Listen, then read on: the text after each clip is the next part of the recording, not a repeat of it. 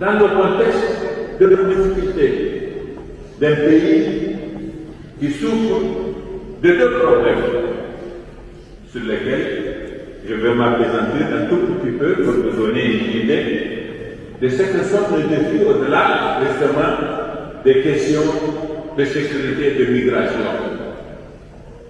Le Sahel est la zone du monde, je le pense, j'ai la faiblesse de le penser, peut-être que j'ai tort, mais je le pense. C'est la zone du monde qui est le plus affectée par le phénomène du changement climatique. Jamais, nulle part au monde, peut-être les petits États insulaires avec le phénomène de la montée des océans. Les pays du Sahel ont leur économie de base et l'agriculture, c'est des pays pauvres malheureusement, dont l'économie repose encore sur l'agriculture, secteur primaire. Cette économie est affectée par le changement climatique. Et ce n'est pas par hasard si ce sont les pasteurs qui sont les jeunes pasteurs qui sont le plus engagés dans les organisations terroristes au Sahel aujourd'hui. Le mode économique, le mode de vie pastoral est perturbé, déstructuré, désorganisé par le changement climatique. Les pluies sont rares, la biodiversité s'est totalement épuisée. Ça, c'est un vrai problème. Et les jeunes ont de plus en plus de difficultés à vivre dans des territoires qui sont devenus étroits parce que les ressources naturelles se sont raréfiées. Mais au même moment, malheureusement, nous assistons à un phénomène de croissance démographique à niveau comparable non plus. Nos pays ont des taux de croissance démographique de 4% par an, par endroit, et une moyenne pour le Niger qui se situe au-delà de 3,5% par an. J'ai l'habitude de dire, de rapporter une anecdote à mes interlocuteurs quand je parle de ce problème, en disant que quelqu'un qui était venu en 1973 au Niger me disait que c'était un Danois. Quand j'étais venu au Niger, la population du Niger était de 5 millions, comme celle de mon pays. Aujourd'hui, la population du Niger est de 25 millions. Le Danemark reste encore à 5 millions. Vous voyez ce que ça nous pose nous comme défi pour scolariser les enfants. Si nous parlions des mêmes moyens qu'au Danemark en 1973, il nous en faudrait 5 fois plus aujourd'hui. Et c'est pareil pour la santé, c'est pareil pour le logement, c'est pareil pour l'eau, c'est pareil pour tous les services que nous devons assurer à notre population. Voilà deux grands défis. Et les débats que nous menons dans le cadre des COP chaque année sont des débats qui débouchent sur des conclusions qui ne peuvent jamais nous satisfaire. Et ce débat sur les changements climatiques, il faut que nous les menions dans d'autres termes différents de ceux dans lesquels nous les avons conduits jusqu'à présent à l'occasion de ces discussions-là.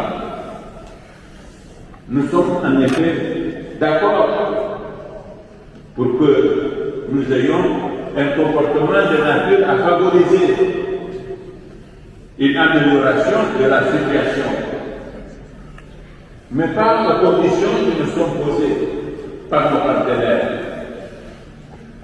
Nous, dans le contexte d'aujourd'hui, nous n'avons pas accès au crédit qui nous permettent de promouvoir les industries, l'énergie, promouvoir l'énergie renouvelable.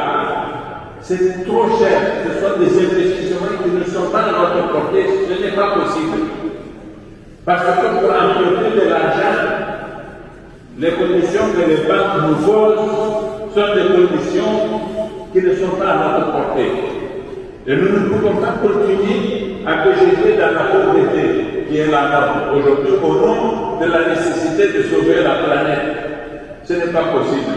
Donc il faut que nous changions vraiment le paradigme de cette discussion de façon à faire en sorte que nous puissions converger en prenant en compte aussi les intérêts des pays pauvres comme les nôtres.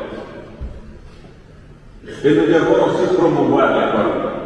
Parce qu'aussi longtemps que cette partie de l'Afrique ou de l'Afrique de façon générale reste dans cette situation-là, nous produirons beaucoup d'enfants que nous ne quitterons pas et qui seront une bombe, non pas pour nous seulement, mais pour toute l'humanité, en tout cas pour les Européens qui sont nos voisins. Nous aurons beau prendre des mesures pour contenir cette migration désordonnée, nous n'y parviendrons pas. Voilà pourquoi nous avons décidé de mettre l'accent sur l'agriculture. Un pays comme le Niger est un pays qui a des grandes potentialités agricoles, avec des zones de sous-sol très importantes et accessibles, des espaces qui sont grands, des technologies qui doivent coûter un peu moins cher, qui doivent coûter moins cher. Et il faut trouver des formules. Il faut trouver des formules qui nous permettent d'accéder à ces capitaux-là. Et les entreprises italiennes, les entreprises européennes doivent pouvoir venir investir au Niger dans le domaine de l'agriculture. Nous avons un potentiel très très important et nous ne sommes pas loin de l'Europe. Un journal italien m'a posé la question de savoir quels sont les pays les plus présents dans l'économie du Niger. Je lui ai dit les entreprises les plus présentes sont les entreprises chinoises, indiennes et turques. Il m'a dit pourquoi ça ne serait pas des entreprises européennes. Et je lui ai dit c'est ça le paradoxe, nous sommes voisins, mais les entreprises européennes demandent un confort que ne demandent pas les autres. Mais c'est un confort qu'elles ont décidé d'inventer tout simplement parce qu'elles regardent nos pays à travers un prisme qui est totalement erroné. Si des entreprises chinoises, indiennes et turques peuvent venir investir en Afrique, faire de l'argent, pourquoi les entreprises européennes ne le pourraient-elles pas? Mais elles ne le font pas.